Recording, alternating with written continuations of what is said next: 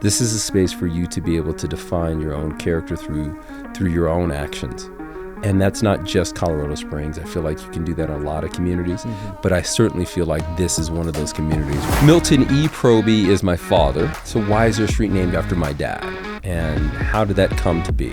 It's a pretty big street too. It's Parkway, but he was our state's leading authority on civil rights. My father knew Dr. King, and Coretta and MLK III came out and stayed with us and would come visit our church.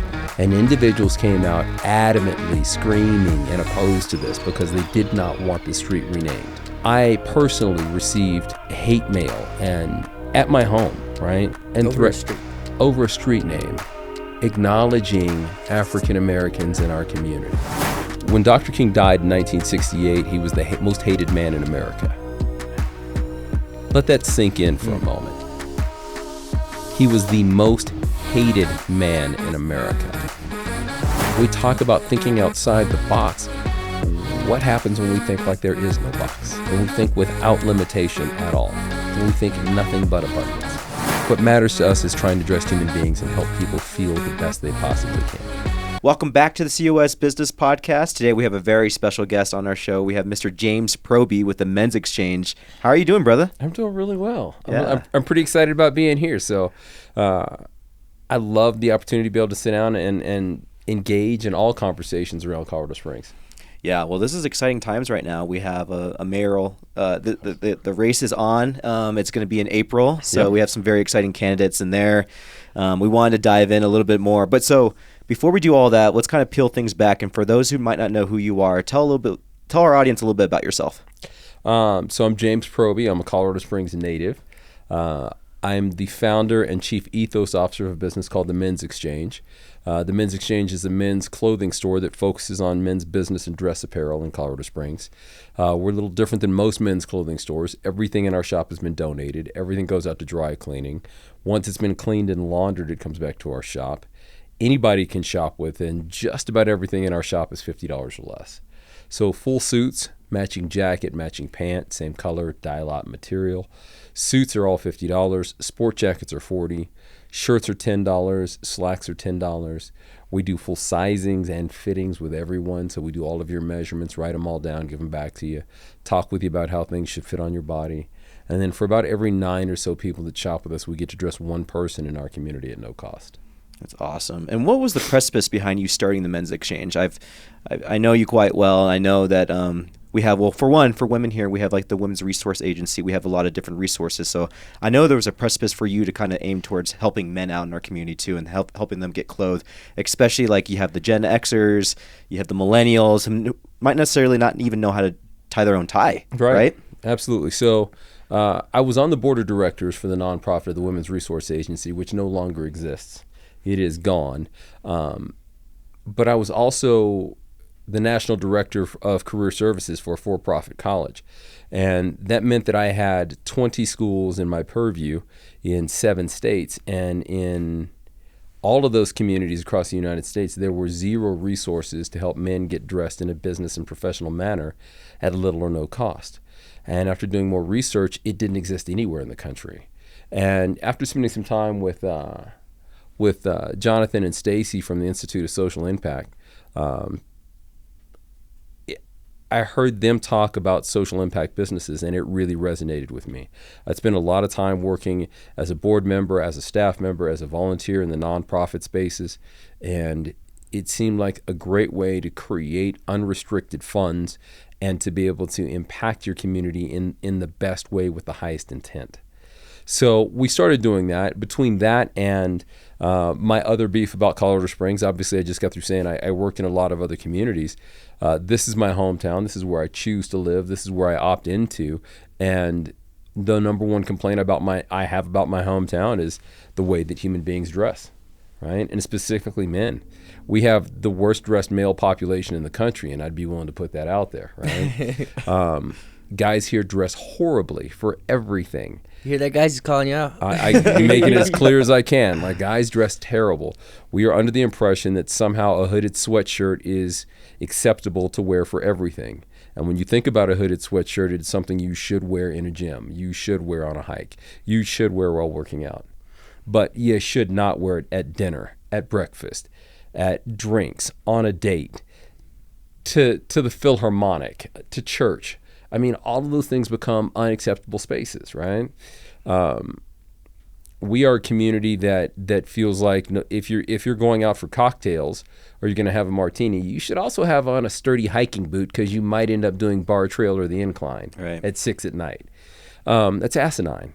And when we look at the way that women dress in our community, even when they have limited fashion sense, you can see the effort that's been put into it, right? The effort that women put into the way that they look, getting their hair done, getting their nails done, makeup that happens daily. We go through this entire, before we even get to the clothing, and we literally talk to men on a daily basis beyond clothing, but about grooming, about the fact that you need to shower and brush your teeth daily. You got to comb your hair daily. Like these, which seems like it's rudimentary, but as you point out, we've got 2 generations of men that is not the case for. And it's trying to figure out, how do we help everyone evolve to a better space? How do we help individuals in our community dress better, present better, show up better, anchor our community in a more fundamental way to start? Every individual that's throughout our community. And then also, how do we remove clothing as a barrier for individuals that financially can't afford to do so? And so that's where this whole thing this stew came together, and we were able to come up with the Men's Xchange. Pardon our interruption, but we wanted to talk to you about one of our really great sponsors, Planet Duct. Andrew, tell them a little bit more about them. Planet Duct, they have an air duct. They are an air duct cleaning company here in Colorado Springs. They're premier air duct cleaning company, meaning they have the highest quality of equipment that you need and up to all the standards, all the regulations, and past that. PlanetDuct.com is their website if you want to check them out, if you have any air duct cleaning needs. So our next sponsor is a little festival, a little one, Marcus. Like a tiny house? Yes. Yes. The next sponsor is the People's Tiny House Festival. It's a full-on display of simple living. We have tiny houses there. They got van conversions, school bus conversions, vendors from all across the Front Range, and we have food trucks, fun yard games, and it's a festival going on July 2nd, actually July 1st through 2nd, 2023 at the Ranch Events Complex in Loveland, Colorado. Check it out, peoplestinyhousefestival.com/tickets. Tell us a little bit more about our next sponsor, who's a really good Mexican food restaurant in Colorado Springs. And they have a couple locations as well, yeah? Yeah, they've got a few locations in town, and they've have an episode on this show if you want to check that out too. El Super Taco, you can get some really amazing, authentic Mexican food sourced locally and fresh cut every day, fresh cut meat every day. That's the El Super Taco. Nice. Where can they find them? Well, there's a location off of Hancock and Academy, and there's a location over by Cheyenne Mountain, and there's a location in Fountain, and they have a new one opening up near the north town. Yeah, I think it's Woodman and Mark Shuffle. So check that out as well. So our next sponsor is a pretty amazing marketing company called Recon Marketing. Tell us a little bit about that, Marcus. Recon Marketing. I'm the co-owner with Brett Curley. That's a company that got started 3 years ago in the wake of COVID. Professional marketing agency. We do social media management, web design services, SEO, and photography as well, and videography. So full service marketing agency. If you want to know more, visit us at reconmarketingservice.com or hit me up after the episode. Our next sponsor is a really great sponsor. They focus more specifically on inventory and helping you out with theft of your tools. Tell us a little bit more about Power Tool Safe, Andrew. Power Tool Safe, they help you manage, like you said, they help you manage your tools and make sure that you are prepared when disaster strikes, because it is likely to strike, because tool theft is a major issue, and it happens all the time, especially with contractors. But you can obviously use this for any business if you have a lot of tools. But that's Power Tool Safe. Check them out, powertoolsafe.com. And if you would like to be a sponsor of this show, reach out to cosbusinesspodcast@gmail.com, and we can figure out what that would look like. We can create customized sponsorships. We have a foundational sponsorship package where we shout you out just like we did on every episode. Yeah, no, absolutely. It's a great sponsorship. And we also like to have you on the show, too. If you're a sponsor, you kind of get to skip the line. Next day, new episodes, you have new updates with your company, maybe some events that you're doing or whatever. So look us up. We'll be happy to talk to you about sponsorship. We're excited to meet you. So I run Recon Marketing, but one of my favorite aspects of marketing is video. And there's no better company that I can think about as far as creating everything from like inception all the way through the process of a storyboard of a brand, than Vehement Visuals. Tell us a little bit about your company, Vehement Visuals, Andrew. Yeah, Vehement Visuals, video production company here in Colorado Springs. Although we will travel wherever we need to go for video production, we mostly focus on doing marketing, branding videos for businesses to help them grow. That could incorporate video is basically anything visual. So whether it's graphic design, video production, 3D animation, graphics all around, on top of videos, with the core focus on marketing videos, branding videos for companies. VEHEMENT for the audio listeners. Well, we'll get back to the show right now. Oh, that's awesome, man. And was your family a big precipice? Like growing up, did you have to dress up like to go out anywhere like with your family? Was that something that was instilled in you early on in your life? I would tell you that I think it's generationally. And it really, if you just look at pictures, the way that and let's just start at 1900, okay? If you're looking at pictures from 1900, the way that individuals dressed to go to church, to go to weddings, to go to drinks, to dinner, to just about everything is better than the way we dress now. Mm-hmm. They had less money, less resources, less clothing options, and opted to present themselves in a better way. Mm-hmm. And if we move forward decade over decade, even through the Great Depression in the 30s, when people showed up, they showed up in putting forth their best effort and putting forth the best version of themselves as they could, as they were trying to find employment because they knew how competitive the spaces were, right? In the 1940s, as we're moving into a war climate, everyone is doing their best to look the best they possibly can, right? We do the same thing through the 60s and the 70s. I got my first job in the mid 1980s, and the uniform working in a movie theater. And we're not talking, high end white collar job. Mm-hmm. I was working as a ticket taker at the movie theater, as a doorman at the movie theater, in concessions, and then the box office at a movie theater. It was black or navy blue slacks, a white shirt, a tie, and not a clip-on, and a sport jacket daily. Like that was what I wore every day at 16. So I think as a society, we have gotten way more lazy in the way that we present. I shot a video for our Instagram, which we do quick reels on there, and I pointed out that we've become so lazy as a society and so used to seeing everyone in sweats that when I show up in a pair of jeans, people asking me, "Why are you so dressed up?" I'm like, I'm wearing jeans. Yeah. I'm not so dressed up. It's not like I'm wearing formal wear. With that said, my father, Reverend Milton Proby, pastored the same church for 47 years, and there was a standard in the Black Baptist Church. And that standard was Sunday best meant you were Sunday best. And there was certainly a level of elegance and class that happened, and that bordered on rakishness. It got to a space where it almost got to be ostentatious and beyond in those spots. But my father, I am way dressed down in comparison to what my father used to wear.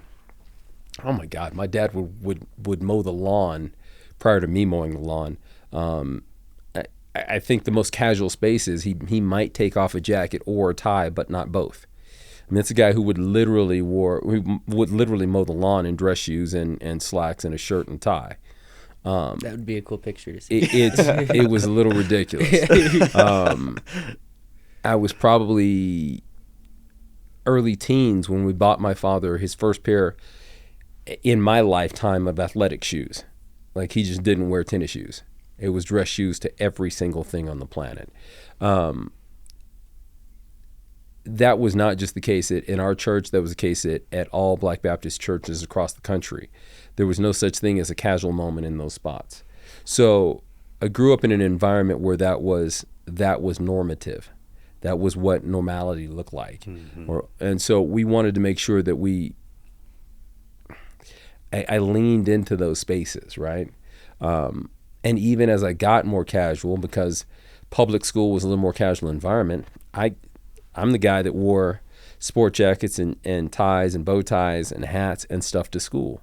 And that got started due to positive reinforcement. So what is the feeling that you get when you dress well? Because I know there was a slogan. I don't know if it's your actual incorporated slogan with the Men's Xchange, but you talk about that you sell confidence for men, and I love that. So talk a little bit, unpack that a little bit for us as well. Yeah, we don't sell clothing, we sell confidence. The reality is when you are dressed appropriately and you step into spaces with your chin raised higher, with your chest out further, with your shoulders back more. And I'm blessed that I get to see it every day. I get to dress men who have not put on this style of clothing, get fitted in it, told how it's supposed to fit, so that they're in something that fits them, and then watch them step in front of a mirror and look at themselves with fresh eyes. And see the dynamic change that happens in that nonverbal instance, right? You get a chance to see the way that they look at themselves. We get a chance to see when they come in with their significant others, how their partners look at them and go, oh my God, you look amazing, right? We get a chance to see that daily. But we also get a chance to recognize that this past year we had a young man who came to us who was transitioning out of the military. He came in because I knew his mother and I had dressed other members in his family, and he needed to get dressed for a job interview. He told me what the interview was. We got outfits appropriate, specific for what he was going into for an interview. It was in the defense contracting field. He was going for, we'll call this a tier 1 job, right? Which was a significant bump in pay from what he was doing in the military. And we got him dressed appropriately. He shows up for the tier 1 interview. He goes through the interview process. He gets done with the interview, and they offer him a tier 3 job. And he said, wait a minute, I'm here for this tier 1 gig. And they said, no, we want to put you in a leadership role. And we want you in leadership because you display and you represent and you present yourself in a way that we think is going to have an impact on the individuals around you, right? So we're talking about a jump that moves that moves him into a 6-figure salary, right? It advances his career by no less than 5 years and a significant income. And we didn't change any of his skill sets. We changed how he's perceived, and that perception lets everybody else know this is what the standard's going to be in this organization, right? We get so wrapped up in wanting to wear what's comfortable for us that we forget the fact that implicit bias and thin slicing and rapid cognition, all the things we talk about in prejudice come into play. And the way that we're perceived really does impact our futures. And so when we talk about that, when individuals know that they're appropriately dressed, when they know they're wearing what they're supposed to, the confidence level goes up. And then that allows your personality, your skill sets, who you are to shine in a different way. And that's not just in a business sense. That same thing holds true in dating and in social circles. I am not of the generation that dating was taking the 5 best pictures that I can of myself, curating those, cropping those, running them through 6 or 7 filters, then posting them online and saying, this is who I am. I grew up in the time frame when it was to establish a relationship, I had to walk into a social environment, school, bars, nightclubs, whatever, church, and in that social environment, I was immediately stacked up against my competitors one-on-one for attention, for affection, for any of those things. So I had to look the best I possibly could and then speak to someone with the best possible intentions or to be as humorous or as intelligent or as captivating or as charming or whatever we had to do. All of us had to do that. And I think that's one of the things that kind of we miss a little bit out of. We slide a bit. Mm-hmm. Yeah, it's so hard. Like, I think that, we're moving as a society something closer to, or further away from that, right? The human connection of meeting somebody in person, social settings. Now it is behind a screen, or it's a dating app, or any of those things. How do you see us solving that issue? Because you're right, like wearing a suit and presenting yourself, and we're social animals. We're always going to be social, like a connection. This is why Andrew always instilled like this podcast has to be in person. There's something to be said Right. about in-person connection with one another. So when we talk about natural selection, right? We talk about the evolution of human beings. Those individuals who get selected naturally, there's always going to be the most pretty people, whatever the standard of beauty is in the world at that time, what we're dealing with right now or whatever. Those individuals are always going to be pretty for whatever reason, and they get a chance to do that. But I'm also a huge belief in the space that there's no substitute for effort, right? So I've been eternally writing this book on relationships, and I've finally settled on a title on it, which is There's No Substitute for Effort. And I sincerely believe that. It is a mindset that comes from a mentality out of sports.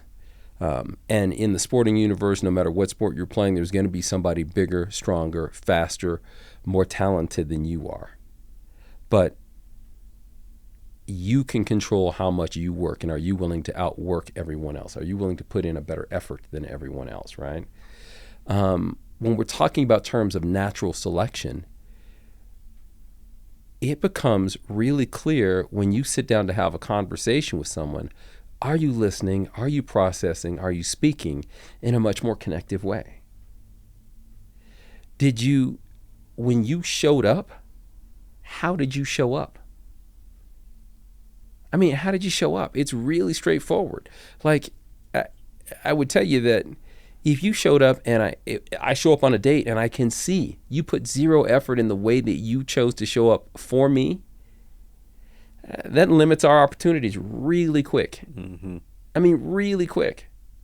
I tell women all the time, I'm sick of guys showing up in hoodies and Crocs and sweats. Don't sleep with them. Don't reward negative behavior. It's really straightforward. And I can tell you that the guys that we grew up with, you didn't comb your hair, you didn't brush your teeth, you didn't dress in a way, you got zero opportunities to have a conversation with a significant other or partner. You had to put forth your best effort. And even when your best effort isn't akin to somebody else's best effort, you are stating by action, by deed, by the content of your character, this is who I am and this is the effort that I'm putting forth. And let's transition that into the employment spaces.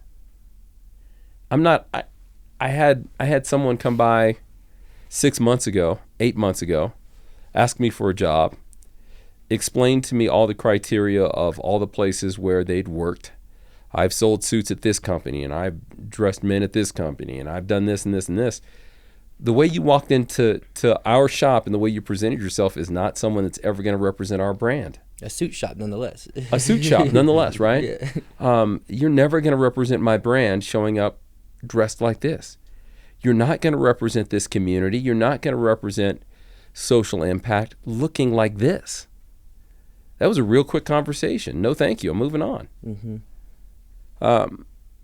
And we can talk about what should be, and we can talk about what is. I understand the should be's of the content of someone's character should be the most important thing. Skill sets of can you do the job should be the most important thing. And I'm going to tell you, for someone who has worked in employment services for 15 years of my life, those things matter. But you don't get to first base if you don't get up to the home plate. And you get to home plate by showing you have the skill set to be able to stand in the batter's box.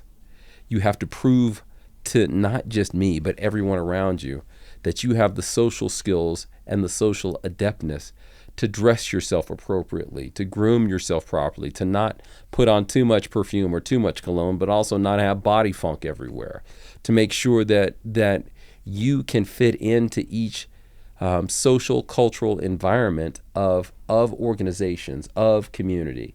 And that's part and parcel to this entire thing. Right.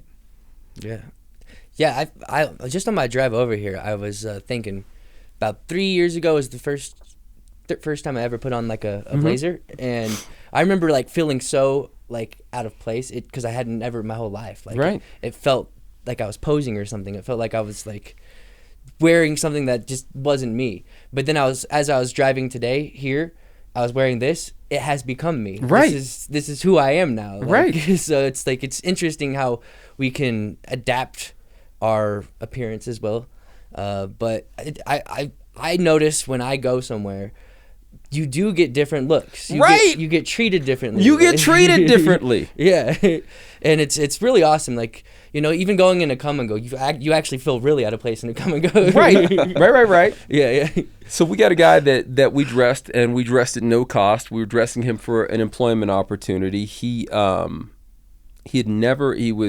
45 years old, had never owned a suit, worn a suit or a sport jacket in his life, but had an opportunity to drive for a limousine service, transportation service. Needed to wear a black suit for it. We helped him get dressed for it. We talked to him about some grooming options that would help him in his interview process. He did those things, got the job, and then came back and shopped with us over and over and over again, constantly buying stuff. And he shared with me some of the most enlightening things on the planet. He got a haircut. He trimmed up his facial hair. Now he's wearing a suit tie daily. He said, you know, I went to the exact same convenience store, 7-Eleven, come and go, for the last 6 years, and no one notices me. Now that I wear a suit and tie in there daily, over half the time the people that work there, everybody talks to me. Over half the time the people give me my coffee for free. And every time when I walk in, somebody opens the door and holds it for me, calls me sir. And he's like, these things never happened to me over the last 40 years of my life. And now it's a daily occurrence, right? Additionally, he's a guy who's made this massive career shift. And when we think about it, we're not talking about a massive white collar job. We're talking about someone who's driving. But the opportunities that got presented to this guy and where he's driving and who he's driving has completely changed. His income level has changed. The perceptions of him have changed. Like, all of that goes into play with how we take this evolutionary stance. So getting back to your statement, Marcus, how we're going to be, there are ebbs and flows throughout all of humanity. You cannot have left without right. You cannot have up without down in this sphere of relativity where we live. Those individuals who stand out are those individuals who show up differently and make an effort in a different way, right? That is not my rules. That's nature's rules. That's natural selection's laws, right? And as we start to see individuals who make those efforts and show up in a different way, they are provided with different opportunities. That's socially, that's professionally, that's all of those things get a chance to change. And we are going to, as a species, continue to select and opt in to those individuals who put forth an effort. So true. Well, let's talk about, you know, you've been there did you start in 2017? You opened up the shop in Men's Exchange? That's correct, yeah. Okay. Yeah. Well, there's been some other new shops that have opened up on Tejon on the same street as yours. Some really cool as stuff. Well. So talk a little bit about that. Do you see them as competition? Do you work with them? Do you work with it? Let's talk about this for a little bit, because I know you probably have some good insight about, you know. We've had them on the podcast, actually. Yes, scarcity versus abundance type of mindsets. Yeah. Let's talk about this. So there are 3 men's suit clothing stores on Tejon right now. There's Rutledge's, there's Inherent Clothier, and there's us, right? Jerry Rutledge has been in town for 40 years. I've known him for a long time. Jerry is mostly retired and has, you know, mostly passed the business on to someone else who is less engaged in trying to figure out how they make all of us better, how they make Colorado Springs better, how they make community better. There is an engagement of how do we maximize profit and take advantage in this space, right? In the time frame since we've opened up, Taylor Draper and his associates have opened up Inherent Clothier. And I get asked on a regular basis, is this competition? And when we lose, all of us, when we as a society lose the mentality of competition and we gain the mentality of collaboration, great things happen to all of us, right? When we lose the mindset of scarcity and we realize the mindset of abundance, that there is more than enough for all of us. When we recognize the fact that hundreds of thousands of people in this world die daily from starvation, and that we throw away millions of pounds of food daily, we understand it's not a question of scarcity. It's, do we care and are we going to take action? Are we going to put the we in front of me? Are we going to realize that the God in me sees the God in you and understands that there's a connection between all of us? And the sooner we're willing to make that, to remember that we're bonded, then we can begin to start to solve the problems. We love Inherent Clothier, and I spend a great deal of time referring people down to them. If you're going to get a custom suit, go see them, right? This is a great space where you get a chance to have something tailor-made for you, for your body. You pick the liner, you pick the material, you pick the fabric, you pick the lapels, the cut, the fit, do the whole thing, right? And then a portion of their proceeds goes to help individuals with mental health issues and help men deal with some mental health spaces. So they opened up after us. We have promoted them. We this year just did our very first for 2023 Best Dressed Men in Colorado Springs calendar, right? Men's calendar. So we've got 14 men in our community that we want to uplift and point out that these are guys who are doing incredible things in our community, showing up in spaces appropriately dressed, but also putting the we and the us ahead of themselves, right? It's amazing to be able to showcase and shine a light on individuals that are doing that. One of the guys that we have on that calendar is Taylor Draper.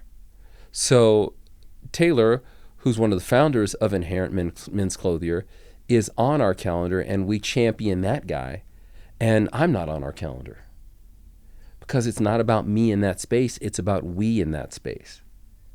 So we want to uplift them. We want to point out that they're doing amazing things. We want to stand in their corner and applaud them because there isn't a scarcity, there is an abundance, and there is opportunity to help us all reach our goals. All of us get a chance to get better through connection, through union, through teamwork, through collaboration. We love that. We absolutely love that. It is the spaces that we want to uplift and we want to champion. Yeah, I love that.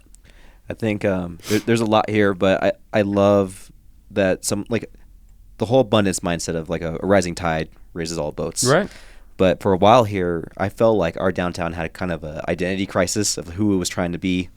And for a long time, there wasn't much to do. At least that was the perception of downtown Colorado Springs. I feel like that's been changing for the past 5 years or so, or maybe even longer. It's been longer than that. So Susan Edmondson at Downtown Partnerships has really been the tip of the spear that has been changing our downtown community, and she's been doing it for a decade. She's been doing it for 12 years now, I think. And there was a time frame where we saw more shops shuttered downtown than we saw shops open in downtown, right? There's a time frame when the only things that were open in downtown were nightclubs and bars. There were very few clothing stores. There were very few businesses. It was a challenging space. And now we're at what I believe is a plus 90% occupancy rate in downtown Colorado Springs. We have got lots of cool restaurants that are down here. From a guy who's a Colorado Springs native, the number of really cool local businesses and restaurants that we could go to was really limited for a lot of years. And now we've got so many cool spaces that we can get involved in, right? Obviously, nationally, the food truck scene has been a thing that's happened so that individuals don't have to have brick and mortar, but they can test out food concepts and see how well they go. But when you add into spaces like the Well, right, where we've got annually new restaurants that get a chance to check out the viability of different products and goods and services, and then transfer those over to permanent brick and mortar rather than a temporary brick and mortar. That's an amazing concept. It's called The Well? The Well. We were there last weekend. We went there. Bar, restaurants, coffee shop, also social impact, part of the philanthropy collective. Amazing. So downtown is vibrant. The artwork takes a huge part in that. I'm blessed to sit on the board of directors for Downtown Ventures, which does the art walks that we have downtown, and art on the streets that we have downtown, the mural projects and the sculptures, the flowers and the planting that we have going on there, changing some of the streetscapes with trees that we have in our downtown area, as well as ghost story tours and skate in the park and all of these different things that we do that are wonderful points of interest in downtown Colorado Springs, right? That focus specifically on 80903. We've got such a vibrant, connected downtown community, and there have been so many individuals that were pushing against that. Like, I don't want to vote for more things for City of Champions because I don't know exactly how it's going to end up yet. None of us know how anything's going to end up, but you step into the spaces and you do the best you can. And so because of that, Widener Field is open and Switchbacks is rocking, and we got incredible stuff in that. We've got the Olympic and Paralympic Museum, and that is an amazing draw and space. I mean, even if you never set foot inside there, It's beautiful. the architecture is outlandish. It's absolutely amazing, right? So parks, facilities, restaurants, stores, shops, the vibrancy of what we do in downtown, and it's not just the classic traditional businesses. There are co-ops that we have in there. Perry Bolton and Eclectico does amazing stuff that we have an opportunity to be involved with. First Friday art walks are also incredible that we get to be involved with. There's so much stuff that goes on downtown that if you're not down here experiencing it, you're probably missing out. If you're simply living in your cul-de-sac in your part of the suburbs, you're probably missing out on some great stuff that's down here. It's so true. And for a while, I felt like it was like that, like these little pocketed areas. Because I'm from Northgate. Like, Northgate, no one left Northgate because Northgate, by and large, had everything that it wanted up there. Yeah. Or the West Side, or downtown Powers Corridor, security. right? Powers Corridor, yeah. Right. So part of the conversation that we have in everything we do is, how do we get individuals from the Powers Corridor to come downtown and check things out? And by the way, this is a huge part in our community because we are a transient community. We are a community of individuals that, with 5 military installations, and individuals getting permanently changed of station, PCS, every 2 to 3 years, you're here for a short period of time and you move on. And there's a great deal of comfort in knowing that when you walk into a Kohl's in North Dakota, it's the same thing as a Kohl's in Kansas, and it's the same thing as a Kohl's in Texas, right? I understand that. Walking into McDonald's, it is primarily the same experience anywhere in the world. It takes on some slightly different changes when you're in, where you can get a beer in McDonald's in Germany. That changes things up a little bit, right? But it's the same kind of vibe, right?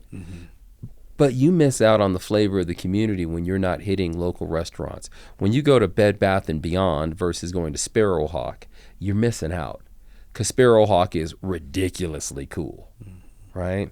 If you are only going to Kohl's and you don't go to Eclectico to find clothing, you're missing out. Because that's an incredibly cool environment. And every time you walk in there, it changes and it's different.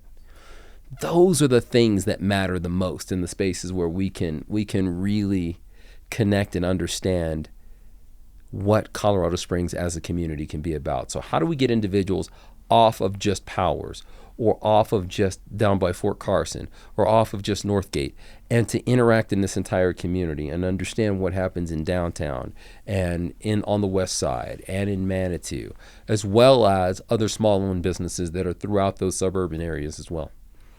Yeah, it's so important. Well, Andrea, I mean, you're one of those people who was like first moved here a couple of years back, and one of my favorite things about this town, and I mean, I've known you for a long time now. I was part of that City for Champions. Like I loved that time in our history of our city. But one of my favorite things about this town was that I felt like if you're a young person and you're hungry to do more for your community, have a bigger impact, it was really easy to get linked up and connected in this community, as opposed to like a Denver or a bigger city where, you know, you have to probably spend a few years trying to, you know, garner the right connections and all these different things. But like here, like it's really easy. And that's a really great thing about our city, is that it's really easy to link up with really great people who are doing big things in this community. So talk a little bit about, like, I know like you've only been here a few years, but you've made a pretty big impact, like with the show and everything that you've done too as well. Yeah. I mean, I think it can seem easy, but it still takes effort, you know, like That's the answer. Yeah, it definitely takes the effort, but there was those, I put in the effort a little bit, and then things start showing up. I start learning about connections like Million Cups, which is where I first met you. Yeah. And, you know, I remember seeing you all dressed up nice, and I was like, I gotta talk to that guy. And I remember I was probably, you know, wearing a sweatshirt, you know, and going to these networking things, not even considering, you know, dressing nicer, because that's not how I grew up, you know. And yeah, to be able to connect with so many people when I first came here was huge for me. Right. But I still had to go out there and see. This was the only city that I really did that in, so I haven't really got to try that in Denver or something else. But I still do feel like I could do it in Denver. But I don't have like a barometer of knowing how easy it is here or not. But I do know it still takes effort, and you have to have ambition to do something more, you know.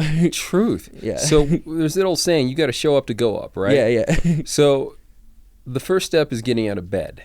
Mm-hmm. The second step is showing up in spaces, right? Mm-hmm. The third step is connection. Marcus, you point out the fact that we're social creatures. It's what we're here to do. If you take a baby that's a newborn, you can put it in an incubator, you can give it all the things that it needs to sustain life without having human touch and interaction, it's going to die. Yeah. Right? Mm-hmm. We need that. Mm-hmm. It is an essential portion of who we are. I don't care if you're an introvert or an extrovert, talking specifically about where you recharge your batteries from, right? Do you need to recharge alone, or do you get recharged by being with other people? No matter those things, if you are an outgoing person or someone who's a bit more reclusive, right? We all need foundational connection. We need that bond. We need that union, right? So I felt that here in Colorado Springs. And so additionally, when you show up with the energy of, I am here to connect and I want to give, it is the rules of abundance. Yeah. That when you give, you do receive. When you give in genuine and earnest, the amount you receive is unparalleled. If you want money, give it away. Yeah. Because it's the experience of knowing that I've had this to give this to somebody else that's in need that creates that copying machine in the universe, and it returns to you tenfold. And doing so not grudgingly and not as a trick, but knowing this is something that I have more than enough of, and let me give it away. That was the start of that was the idea of this podcast, actually, because when I first had the idea of the podcast, I instantly knew, like, this is the thing, because it was giving. Like, we don't charge people to be on the show, right. Like, and it was giving my skills, like what I offer, you know. So when you showed up at 1 Million Cups, you felt an energy that was in there, right? It was when it was buzzing really, right? Really so big. We were doing a bunch of stuff at 1 Million Cups.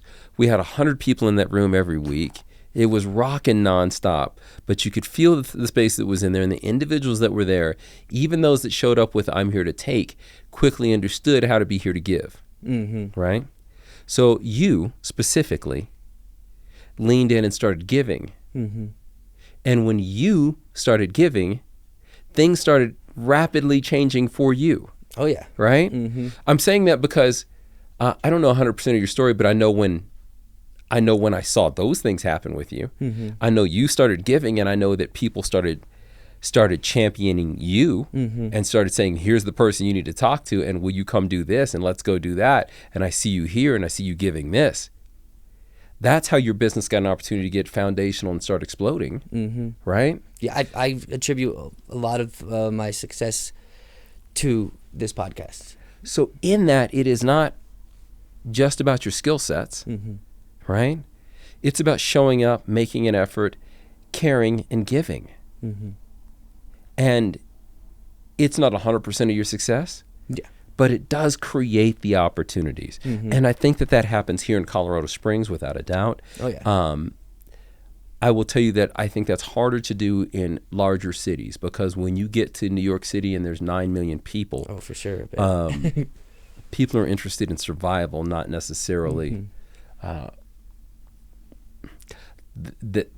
the massive way that you can connect, right? Mm-hmm. And also when you are in the smallest of small towns, everybody knows everything about you the second you land on the ground. Mm-hmm. This is a space for you to be able to define your own character through your own actions.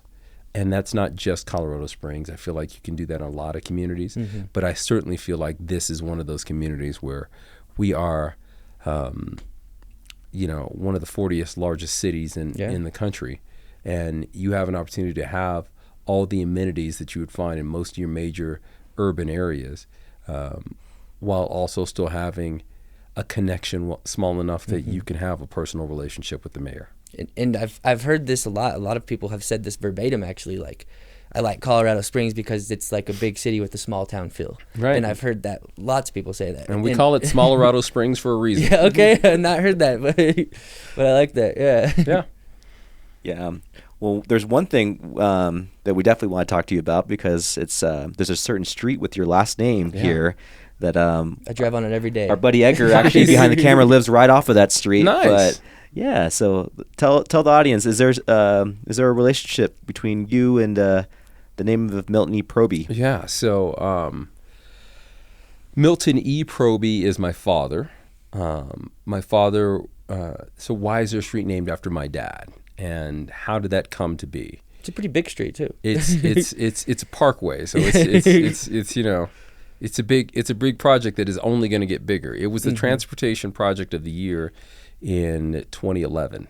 Okay. So it was the biggest transportation and most successful transportation project in the state of Colorado in 2011. Nice. Connected right to the airport. Right to the airport, right?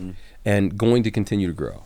So my father was the pastor of a Black Baptist church. He pastored the same church for 47 years, but he was our state's leading authority on civil rights. So my father knew Dr. King, and Coretta and MLK III came out and stayed with us and would come visit our church.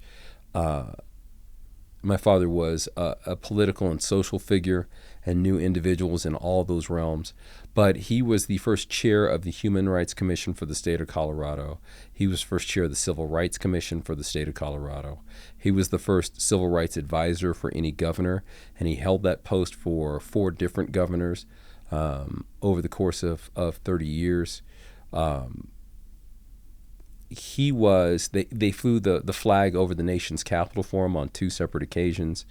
We used to get Christmas cards from the White House, depending on who was in White House. We have been invited as a family and as individuals, he and as us as a family, to White House inauguration and congressional inaugurations. And it is an incredible environment to be involved in, right? Colin Powell used to be stationed here in Colorado Springs, and he used to come over to the house on the weekends, right? And those were things that we grew up with in my household as normalcy, right? I didn't think that was abnormal at all. I just thought that's what everybody did. So he was a foundational space. He and several others are currently, for the next week or so, on the cultural corridor in downtown Colorado Springs on Pikes Peak, where there's banners and QR codes where you can learn about lots of our African American leaders that have been foundational to the success of Colorado Springs.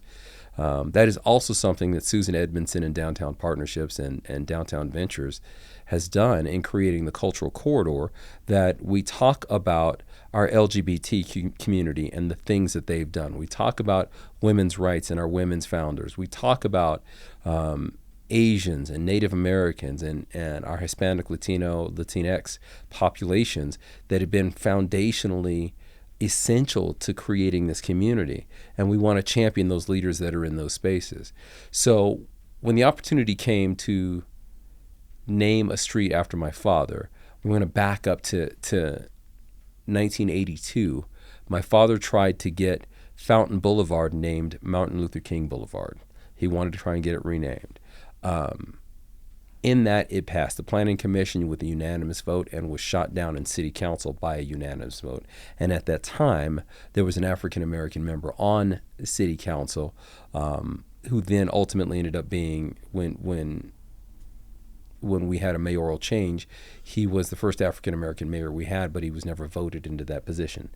So Leon Young was never voted into being mayor. He was vice mayor. But Leon Young chose not to vote for naming a street after Dr. King. So there was a great deal of pressure placed on him to vote a specific way. But that bid failed. And in that, there was a lot of hostility and a lot of nastiness. And then we fast forward to 2010, when we're trying to get a street named after my father. The first option was trying to get Fountain Boulevard renamed Milton E. Proby Boulevard, because his church sits on the cross streets of Prospect and Fountain in the Hillside neighborhood. And that went through Planning Commission with a unanimous vote for. And then it gets to City Council, and one individual voted for it while the rest voted against it. And we run into another scenario. So when we think about how much we've grown or haven't grown over 30 years in recognizing the achievements of ethnic minorities and what they've done for this community, we run into some giant issues, right? So people think that was just a smooth process, and it wasn't. It was one of the most hotly debated issues in this town. It was one of the at the time, it was the highest attended public forum city council event in our city's history.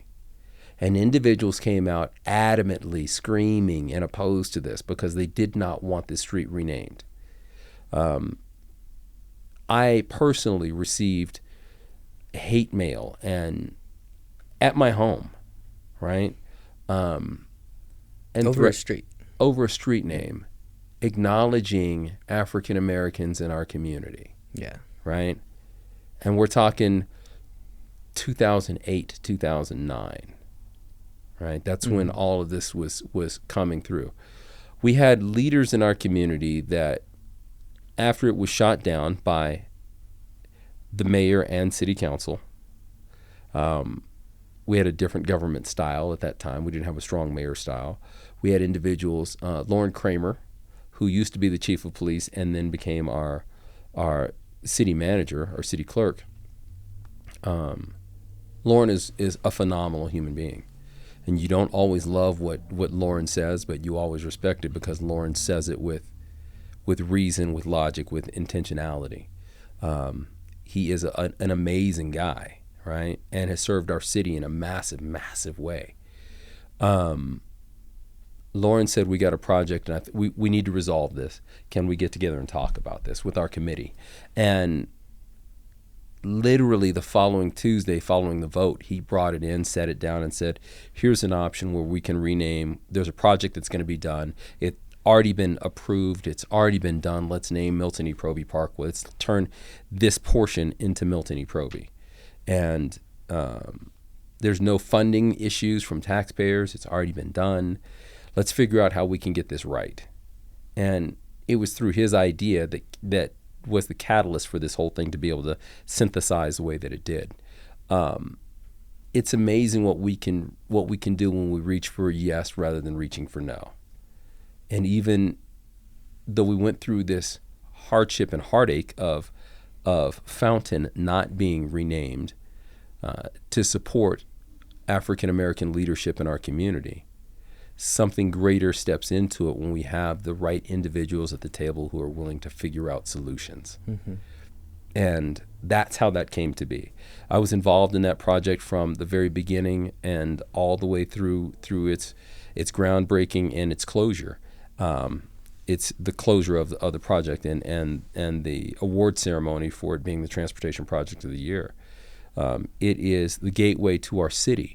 And now Mayor Isaac, the terminal is named after Bob Isaac, and the street going in and out is named after my father. Those two guys were friends and did a ton of stuff together. Mayor Isaac's kids and I are incredibly close and have known each other for years. We went to junior high school and high school together, and have maintained amazing relationships through that. It's amazing what we can do when we choose to figure out yes ands rather than no buts. In Kansas City, there was a main street. It was like Prospect, I think, or Paseo. Paseo. Yeah, you know what I'm talking about. I figured you might because there's probably other things going on in the country that were similar to that project, I bet.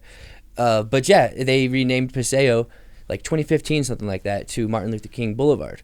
And I bet there was a big backlash on that. I just know that it changed, and I was like, oh, I knew Paseo my whole life. And so yeah. The challenge is that when we think about Dr. King today, we think about him in this angelic, white, frilly, laced kind of space, right? When Dr. King died in 1968, he was the most hated man in America. Let that sink in for a moment. He was the most hated man in America. When King Day first came around as a resolution, we still had 10 states, 12 states that refused to adopt it. And not just your classic Jim Crow states of Alabama, Mississippi, right? But Arizona, right? That's the spaces that we don't talk about from our own history, and that dooms us to repeat the exact same processes. It is taking the time to suggest that our community, our state, our country was not built exclusively by rich white male landowners, right? The railroads that connect our country together, if we did not have Asian workers putting spikes in the ground, if the Chinese were not intricately involved in that, our country does not exist, right? If we don't have enslaved African American labor, we don't become the richest nation in the world. If we don't commit genocide and steal land from the Native American peoples, right? Then we don't have the vast expanse westward that we do as a nation. All of these are not easy stories to tell, but we have to educate this and every generation on what we've done. And other countries around the world do a better job of it. In England, they address imperialism in a different way and say, we did this, it was shameful, let's not ever do it again. In Germany, they talk a great deal about Nazi Germany and point out, this is the havoc we wreaked on the world, and let's not ever do this again. And we, as an American people, currently, right now, fight every single day. Every school board in Colorado Springs right now refuses to teach the entirety of history, refuses to teach what's been labeled critical race theory, because we refuse to talk about what does slavery look like from the view of the enslaved people. What does westward expansion look like from the view of the Native American, right? What does internment camps look like from an Asian perspective? It's not right or wrong. It's let's teach the totality of what we've done so that we can have generations of leaders moving forward that are not damned and doomed to make the same mistakes? How can we fix policing in our communities? Well, we can't fix policing in our communities by addressing it the same way we have for the last 200 years. We can't address engagement in our communities the same way we've addressed engagement in our communities the last 200 years. We can't teach educationally exclusively white male doctrine when we have such a strong female and minority-based communities. And while all those communities have told their stories privately behind closed doors and to one another, and it helps create separatism and animosity, this is an opportunity to talk about things in a much more transparent space. Yeah. So that's where this thing comes into play with my father. It has always been less about my dad in particular for me. It has been more about how do we recognize the achievements of ethnic minorities and what this community has been made from through the fabric and the weave of all these different people in this melting pot that have created this. And I think we've done a good job, and we can do a much better job at telling those stories. And it's because we have individuals like the El Pomar Foundation, who has the Milton E. Proby Cultural Heritage Room and inducts a new member into it every year. Like the mural that's inside the courthouse that El Pomar also helped fund, that when you grab the pamphlet, you get a chance to see in the body of all those children are the achievements of ethnic minorities in the Pikes Peak region, right? It is the cultural corridor of Colorado Springs that Downtown Partnerships and Downtown Ventures is putting into place. It is ethnic stories that get told and told again through the Ince Center for the Arts. It is all of these spaces and more. And it's shameful that School District 11, that School District 45, that School District 20 refuse to tell the stories of our history. Mm-hmm. I love that, man. That's great. So I gotta ask, what's next for James Proby? That's always the next question, right? It's the journey that you are on, the journey that I am on, the journey that we're all on is realizing when we become enlightened, we realize that we are not we're not bodies on a spiritual journey, that we are in fact spirits on a physical journey, that we are souls that have been placed inside of a body, and we are here to remember, interpret, create, and grow. So when we think about biblically being told that we are made in God's image, we have taken that too literally, in my opinion, in suggesting that God is somehow humanoid, but in a more spiritual sense, that we are God created and we are here to create. And I would challenge you to think about your own lives, that every single one of us is most alive, most connected, most inspired while we are creating. It's while we're creating things that we feel and it's creative in teaching. It's creative in drawing and art and music. There's a reason why music connects all of us together in this inexplicable way, right? It's when we're creating that we feel better, and it's creating things. And some people, that's creating spreadsheets. It's creating a new way in Excel, right? It's tracking funding and spending and accounting, and that is a creative process in and of itself, right? I'm not just talking about artwork. I'm talking about when we lean in and create. And then when we create in connection is when we understand the creative process and the union between all of us.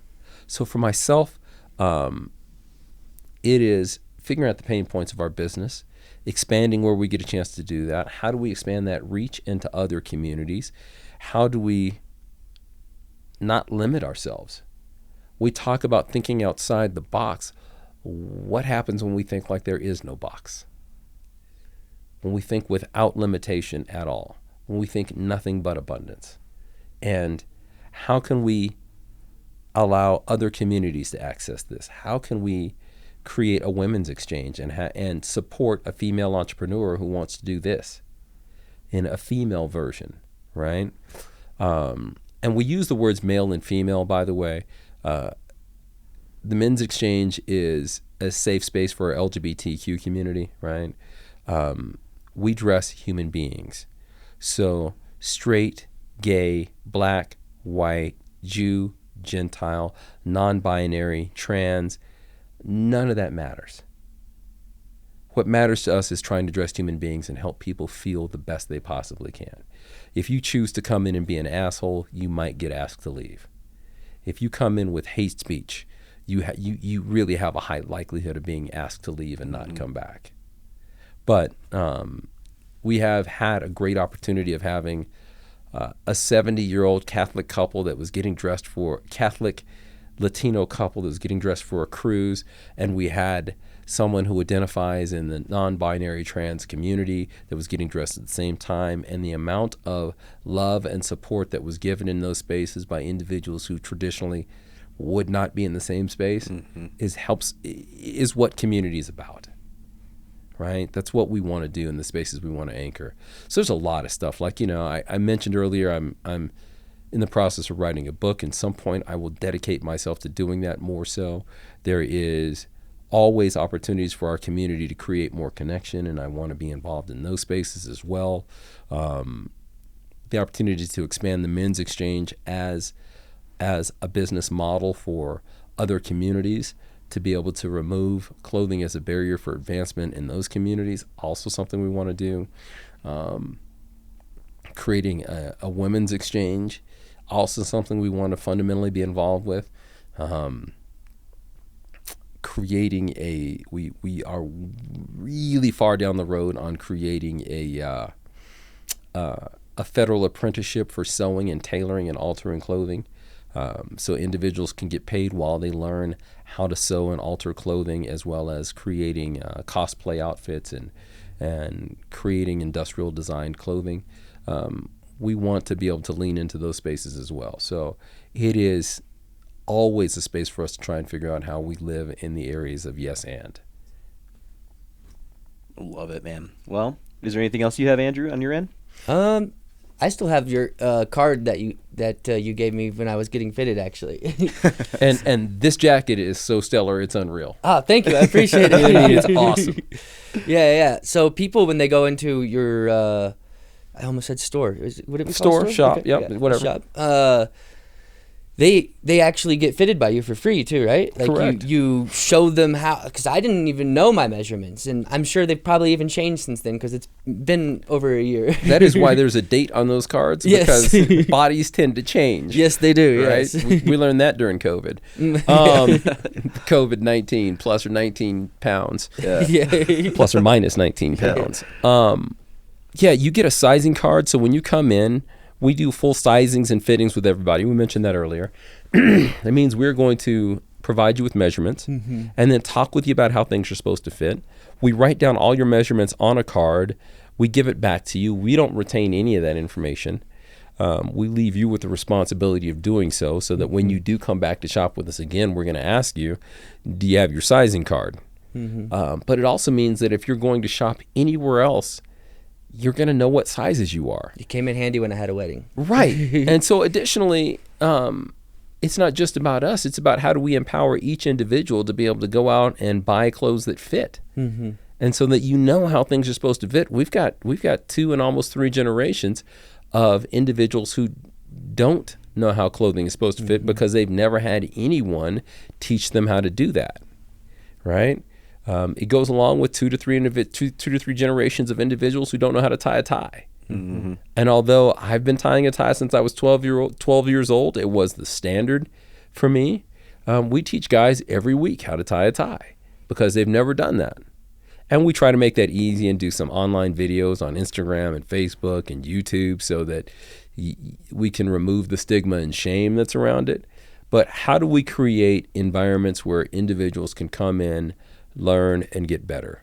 So it's not just about the clothing with us. It's not just about the sizing, but it's also about helping to provide an education for all those that actually want to learn and to know how do we get dressed and how do we show up in things that are going to fit. Yeah. Yeah, and I really appreciated that because, clothes actually look really good when they fit right. Right. It's a whole different thing. Yeah. Yeah. Because I had a blazer, it worked, but it didn't look as good until I had that fitting. So I thank you for that. You're welcome. Yeah. And so we would actually like to come down to your shop and maybe even add some video to this video. I don't know what your availability is like that, or we can talk about that afterwards. But yeah, I just wanted to bring that up and let people know that you're right there on Tejon.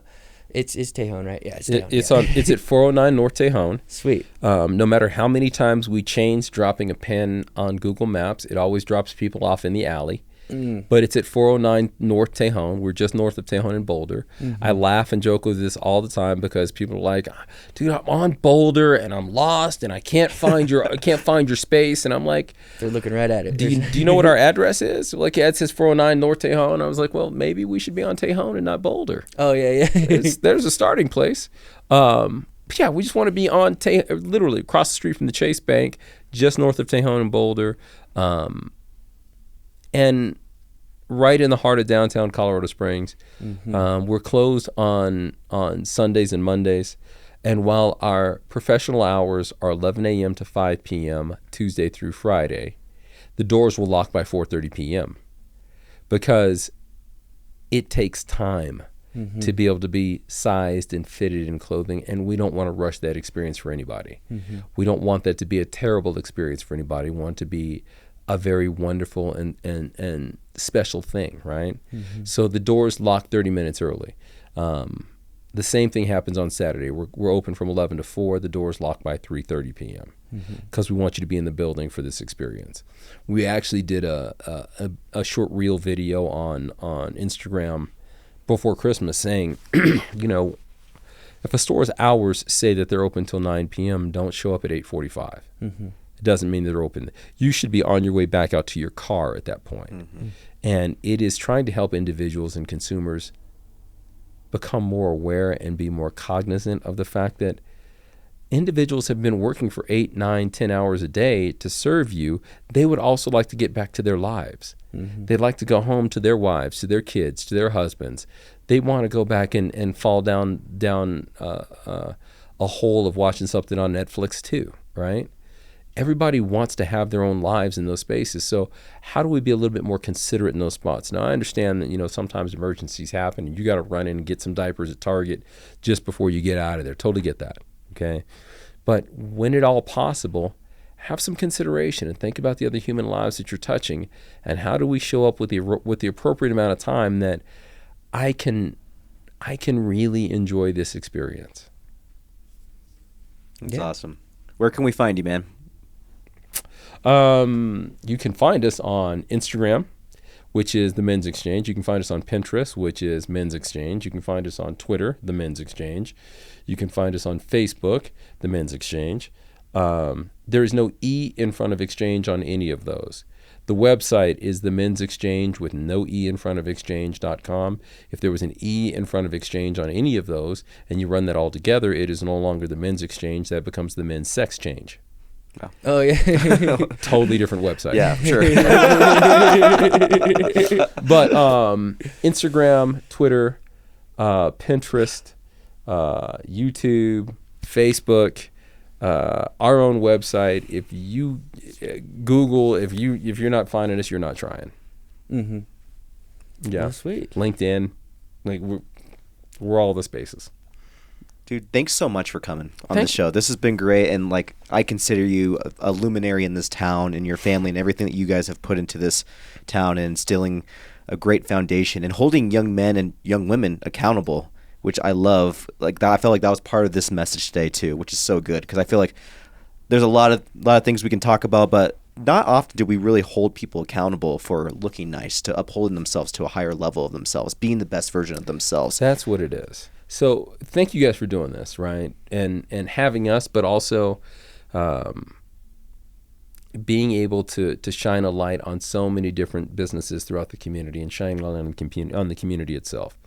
And for us, our whole space is we're going to challenge you and ask you to be the best version of yourself today. So our actual slogan used to be, today I'm going to be the best man I can be.